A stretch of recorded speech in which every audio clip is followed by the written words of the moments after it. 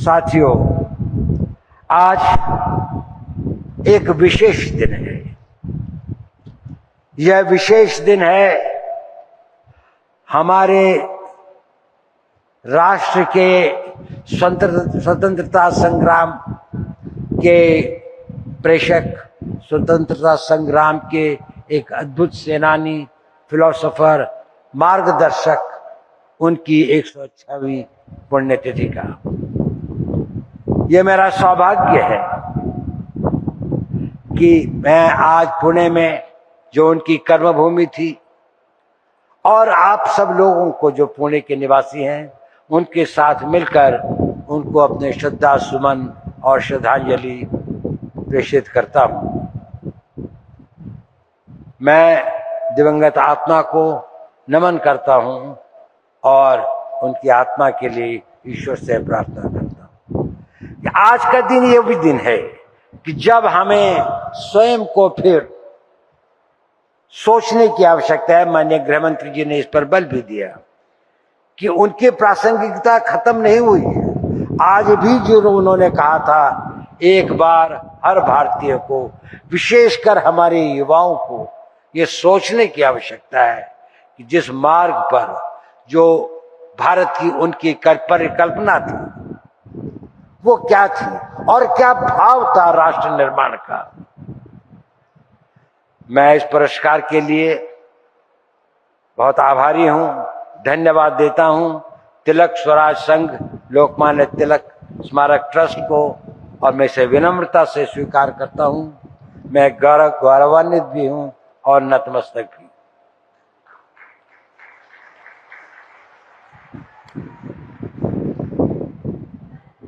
लोकमान्य तिलक जी के जीवन को समझना, उनकी गहराइयों को देखना, उसके लिए उस समय के काल, उस समय के मजबूरियां, उस समय की दयनीयता को शायद हम लोग उसकी कल्पना नहीं कर पाते। विशेषकर जो हमारा युवा वर्ग है, वो सोचता है शायद भारत हमेशा ऐसा ही था, जिसे हम स्वतंत्रता कहते हैं। शायद उनको लगता है कि ये स्वतंत्रता केवल वह करने की जो आपकी इच्छा है। स्वतंत्रता ये नहीं थी। जिन लोगों ने स्वतंत्रता के लिए अपने प्राणों को न्यौछावर किया, जिन लोगों ने इसके लिए संघर्ष किया, जिन लोगों ने हमें इसका नेतृत्व दिया, लोकमान्य तिलक उसके सिरमौर थे। उनका जो व्यक्तित्व था, उनका जो समय था, उस वक्त तक वो आवाज उठाने की हिम्मत बहुत लोगों में नहीं थी। लोगों में एक त्रासदी थी, एक पीड़ा थी, एक वेदना थी, एक करा रहा था समाज। लेकिन जो चाहते भी थे कुछ बोलना, वो यही कहते थे कि हम किसी तरह से कोई रास्ता निकालें, बातचीत करके, इनके कुछ संयम का प्रयोग करके, लेकिन वो कठिन रास्ता मुकाबला करके और इसको जीत के ले। ये शायद ये इसका नेतृत्व और इसका भाव उन्होंने ही देश को दिया। दास्ता की बेड़ियों को उन्होंने झंझोड़ने के लिए देश के युवकों और देश की जनता में एक नई चेतना और पौरुष का प्रादुर्भाव किया। अब चाहे उनका त्याग और उनकी सेवा, चाहे महाराष्ट्र का प्लेग हो, जिसमें उनके अपने पुत्र 21 वर्षीय विश्वनाथ को भी अपने प्राण देने पड़े, लेकिन उसके बाद भी वह पुणे छोड़ के नहीं गए। यहां पर लोगों को यातना थी, उन्होंने सोचा ये मेरा कर्तव्य भी है। वो समाज सेवी भी थे। और ये पुणे तो एक धरती, इसके अंदर में ये वीरों की धरती भी है। यहाँ पर छत्रपति महाराज, शिवाजी महाराज, पेशवा बाजीराव, मालाजी मासुरे, मोरारजी भाई देशपांडे जैसे कई वीर योद्धाओं ने अपनी वीरता का वो उदाहरण और वो मापदंड रखे हैं जो इतिहास में एक अद्वितीय है। और उसके साथ साथ ही यह एक विचारकों की, समाज सुधारकों की भी धरती रही है, जहां पर महर्षि करमरी, गोपाल कृष्ण गोखले, गोपाल गणेश आगरकर, सेनापति बापट आदि जो हैं वो सभी हमारी श्रद्धा के पात्र हैं। और इसके पीछे यदि आप देखें तो इन दोनों धाराओं की जो उत्पत्ति, जो उद्गम है, वो थी भारत की सांस्कृतिक और धार्मिक विश्वास उन लोगों का, और उस पर उनका एक पूर्ण, वो चाहे योद्धा थे तब भी उनको अपनी संस्कृति, अपने धर्म, अपने संस्कार, अपने उसका बहुत बड़ा मान भी था और ज्ञान भी था। लोकमान्य तिलक जी के बारे में अगर हम देखें तो वो इन तीनों धाराओं का सम्मिश्रण करते, उनमें शौर्य और दृढ़ संकल्प भी था, वीरता और शौर्य का वो तंत्र उसमें समाहित था, जिसमें वो अंग्रेज सरकार को चुनौती देते थे और कहते थे कि स्वतंत्रता मेरा जन्म सिद्ध अधिकार है, चाहे उनको मान ले कि जेल जाना पड़े, चाहे उन्हें यातनाएं सहनी पड़े, लेकिन उन्होंने, उनसे कहा भी गया कि आप अपना वो सॉफ्ट करें तो हम आपकी उनको कम कर सकते हैं, शायद मांडे नहीं जाना पड़ेगा, देश निकालना नहीं होगा, लेकिन उन्होंने वो नहीं किया। और उसी के साथ साथ तो समाज सुधारक भी थे, उन्होंने समाज की सेवा की, चाहे वो प्लेग था, चाहे बीमारी थी, चाहे लोगों में यातनाएं थी, और उसके साथ साथ ही वो एक विचारक, चिंतक और धार्मिक पुरुष थे। उन्होंने जो गीता का वो लिखा, तो उनकी विशेषता ये है कि वो इन तीनों धाराओं का एक सम्मिश्रण थे, एक त्रिवेणी थी, जिसके अंदर में ये तीनों धाराएं प्रबल थी, और हर एक अपने रूप में एक उसका कोई हमें दूसरा उदाहरण नहीं मिलता। गृह मंत्री जी ने कहा कि उनकी पुस्तक फिर से हम लोग पढ़ें, जो उन्होंने गीता का सार अपने उसके अंदर में लिखा है, जो वो है वो पढ़ने लायक है, जीवन को एक नई दिशा देता है। पुणे से एक छोटा सा संबंध मेरा भी है।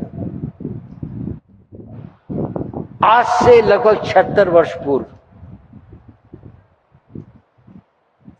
मैं इस शहर में आया था, जब मेरे पिता आर्मी में यहां पर पोस्टेड थे। शायद इस सभागार में बहुत कम लोग होंगे जो उससे पहले, या कुछ ही लोग होंगे जो उससे पहले पुणे में आए होंगे जब मैं आया, और मैंने अपना स्कूल की पढ़ाई यहीं से शुरू की।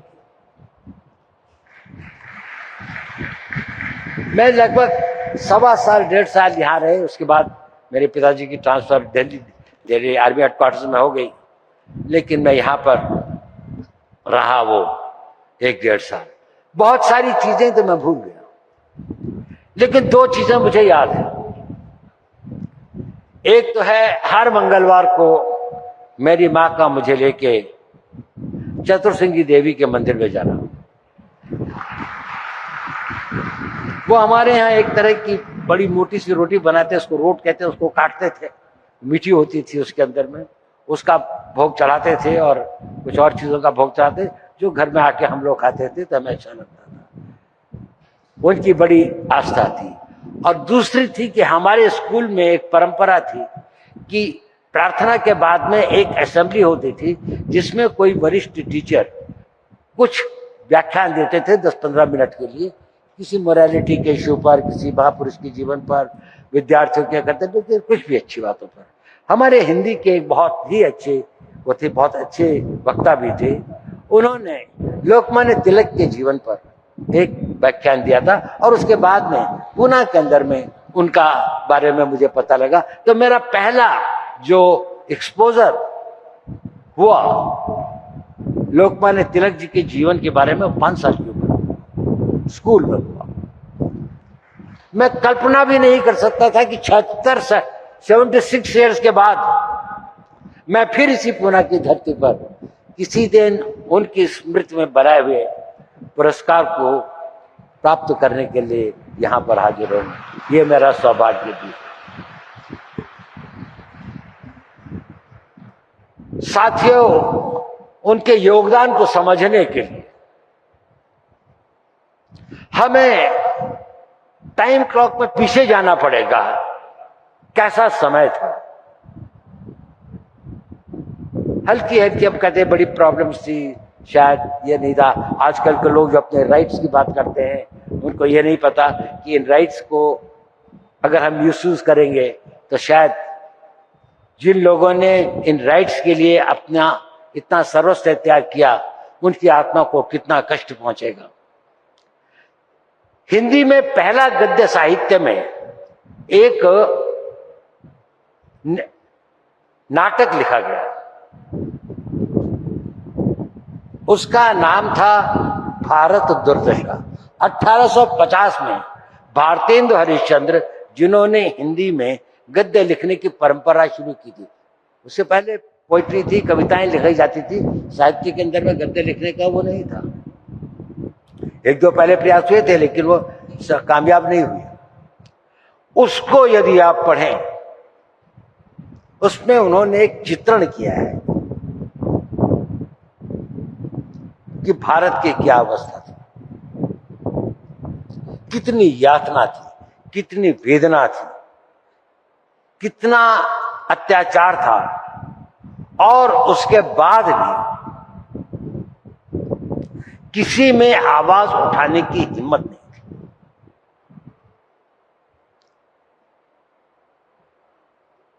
उस अत्याचार में अंग्रेजों का वो तो था ही, लेकिन उसके साथ साथ हमारा देश के भी एक वर्ग था जो शायद इस बात को नहीं समझता था कि देश की स्वतंत्रता और उसके लिए वो अपने निजी स्वार्थों के लिए उसका अपोजिशन करते हैं या उसको स्वीकार करने को तैयार नहीं है। चाहे वो छोटे जमींदारी थी या रजवाड़े थे, ये थे, उन इलाकों में तो और भी अधिक वो था। भारत की उस दुर्दशा के काल में देश के विभिन्न भागों में एक वो शुरू हुई, लेकिन एक सबसे बड़ी जो प्रारंभ हुई एक स्ट्रीम वो महाराष्ट्र में थी, और जिसका नेतृत्व जो है वो लोकमान्य तिलक जी ने किया। उन्होंने केवल ये नारा नहीं दिया कि स्वराज मेरा जन्मसिद्ध अधिकार है और मैं इसे लेकर रहूंगा, ये उनका सिंहनाद था। ये एक नए इतिहास की रचना का एक बड़ा विजन था, और इसमें महत्वपूर्ण स्पष्ट ये तो था ही कि मैं स्वराज मेरा जन्मसिद्ध अधिकार है, उससे बड़ा जो वाक्य जो क्लॉज था वो ये था, और मैं इसे लेकर रहूंगा। ये धारणा जो थी उनकी, ये विश्वास जो था उनका, और ये मनोबल जो था उनका, वो चाहते थे कि देश के हर नागरिक का ऐसा ही मनोबल बने कि मैं इसे लेकर ही रहूंगा। हमें बताया गया है कि आज भी वो बहुत प्रासंगिक हैं। यदि अगर वो आज होते तो क्या कहते, तो हमें क्या नया स्लोगन देते, एक नया युद्ध घोष देते, तो शायद वो कहते कि भारत को सशक्त और विकसित बनाना मेरा जन्म सिद्ध कर्तव्य है और मैं इसे करके ही रहूंगा। आज का अगर हमारा यूथ, आज का अगर हमारा भारत का हाल हो कि अगर इतने कष्ट, इतनी सदियों की पीड़ा के बाद अगर देश को आजादी मिली है, तो मैं इसको शक्तिशाली बनाकर ही रहूंगा। मैं इसे जीवन के आखिरी सांस तक मैं इसके लिए जो भी कर सकूंगा करूंगा। इस भावना को अगर आज हम अपने समाज में, अपने युवाओं में, अपने आने वाली पीढ़ियों में अगर वो कर सके, तो ये हमारा बहुत बड़ा कंट्रीब्यूशन होगा।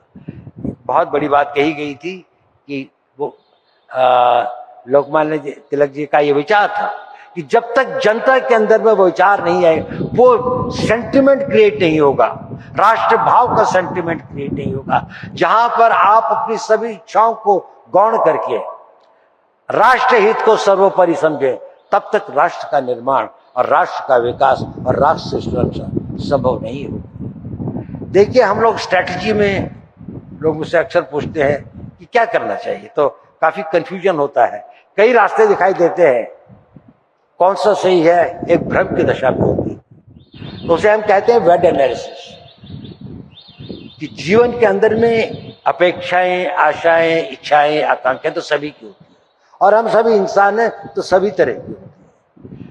लेकिन हम वेड एनालिसिस करते हैं, वाइटल क्या है, एसेंशियल क्या है, डिजायरेबल क्या है। और यदि राष्ट्र सेवा हमारे लिए वाइटल है, अगर राष्ट्र को शक्तिशाली बनाना हमारे लिए वाइटल है, तो उसके सामने सारी इच्छाएं जो हैं वो गौण हो जाती हैं। एसेंशियल और डिजायरेबल वो होती हैं, वो गलत नहीं होती, शायद उसका कुछ लेजिटिमेट वो भी हो, परंतु क्योंकि वह नेशनल इंटरेस्ट के आड़े आती हैं तो हम उस किसी राह में नहीं जाएंगे जो कि हमारे राष्ट्र को नुकसान पहुंचाता है, चाहे मेरा उसमें निजी फायदा हो, चाहे उसमें मेरे वर्ग का, मेरी गांव का, मेरे जाति का कुछ भी हो, लेकिन अगर वो राष्ट्र हित में नहीं है तो वो मेरे हित में नहीं है। आज अगर हम लोकमान्य तिलक जी के इस पुण्यतिथि के अवसर पर एक नया संकल्प ने, एक नए भारत को बनाने के लिए, इसे शक्तिशाली करने के लिए, तो हमारे लिए शायद ये हम एक नए इतिहास का निर्माण करें। भारत अभी वहां नहीं पहुंचा है जहां उसे होना चाहिए। ऐसा लगता है कि शायद हम स्वतंत्र हैं तो हमारे ऊपर सारी जिम्मेदारियां खत्म हो गई हैं। आज भी भारत को बाहर से भी और अंदर से भी बहुत अधिक चुनौतियां हैं। भारत का विकास से सभी लोग बहुत आनंदित हों ऐसा नहीं है। भारत का विकास कई लोगों के लिए, कई देशों के लिए, कई इंटरेस्ट के लिए, उनके लिए ये घातक है और हमें उसका मुकाबला करना है। उसके लिए हमारे को एक दृढ़ता के साथ संशय को हटाकर, वो संशयात्मा विनाशाय, संशय में मत पड़िए, एक बार एक ही चीज को सोचिए, देश के इंटरेस्ट को सोचिए, देश के इंटरेस्ट में काम करिए। अपनी हर उसको आप आगे बढ़ाने के लिए अगर एकजुट होकर चलें तो उतनी दूर भी नहीं है। आज हम बहुत भाग्यशाली हैं, हमारे देश में एक ऐसा नेतृत्व है, हमारे देश के अंदर एक ऐसा वातावरण है कि जहां पर हम अपने आप को शक्तिशाली बना सकते हैं। माननीय मोदी जी, माननीय अमित शाह जी, सभी लोग इतने एकजुट होकर काम करें। मुझे तो गृह मंत्री जी के साथ काफी क्लोजली काम करने का सौभाग्य मिला है। मैंने उनकी देश हित के प्रति जो कमिटमेंट देखी है, उनका जो विश्वास देखा है और उनकी जो दृढ़ता देखी है और क्लियर विजन, और कभी किसी असमंजस उनको नहीं होता, वो बड़ी श्रद्धा के पात्र है। मैं कहता हूँ उन्होंने, हमारा तो एक लिमिटेड काम होता है, लेकिन जो उन्होंने देश के लिए किया है, जो प्रधानमंत्री जी ने देश के लिए किया है, ये शायद इस देश को बहुत आगे बढ़ाएगा। हमें उसको आगे बढ़ाने की कोशिश करनी चाहिए। देखिए, एक बहुत बड़े हिंदी के कवि थे, कुछ लोगों ने यहाँ पर वो कविताएं पढ़ी, हमारे उप मुख्यमंत्री जी ने भी कही तो बहुत अच्छा था। उनका नाम था रामधारी सिंह दिनकर। गुलामी के टाइम पर उन्होंने एक कविता लिखी थी। मैं चाहता हूं कि हम सब लोग समय मिले तो एक छोटी सी कविता है, 15, 16, 20 लाइन की, उसको पढ़े तो, और उसका नाम है आग की भीख। उसमें उन्होंने कई बातें लिखी हैं और अच्छी कविता है, रोंगटे हिला देने वाली कविता है, लेकिन उसमें कुछ सोचने का विषय भी था। और कवि जो है ईश्वर से प्रार्थना कर रहा है, भीख मांग रहा है। वो ईश्वर से वरदान मांगने के लिए जाता है तो कहता है, क्या चाहिए मुझे कि तम वेदनी किरण का संधान मांगता हूं। तम अंधेरे को कहते हैं, जो तम को वेद सके, जो अंधेरे से थ्रू मुझे क्या कहते हैं हम लोग उसको, जिसको नाइट विजन जिसे दे सके, तो तम वेदनी किरण का संचार मांगता हूं, जड़ता विनाश को फिर भूचाल मांगता हूं।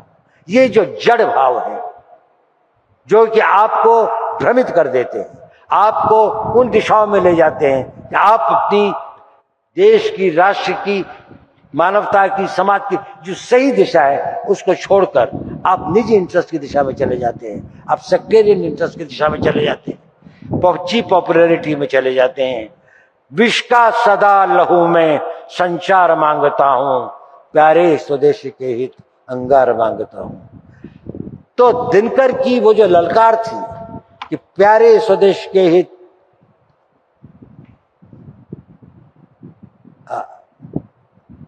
विष का सदा लहू में संचार मांगता हूं, तूफान मांगता हूं, विस्फोट मांगता हूं, चढ़ती जवानियों का श्रृंगार मांगता हूं। आज का जो यौवन है, आज का जो यूथ है, वो अपने आप को समर्पित करे, पूर्ण रूप से ये सोचे कि मैं राष्ट्र हित में ही करूंगा। अगर मेरे छोटे मोटे इंटरेस्ट हो भी, चाहे कुछ हो, उनको मैं नजरअंदाज करूंगा, वो बात की बात है।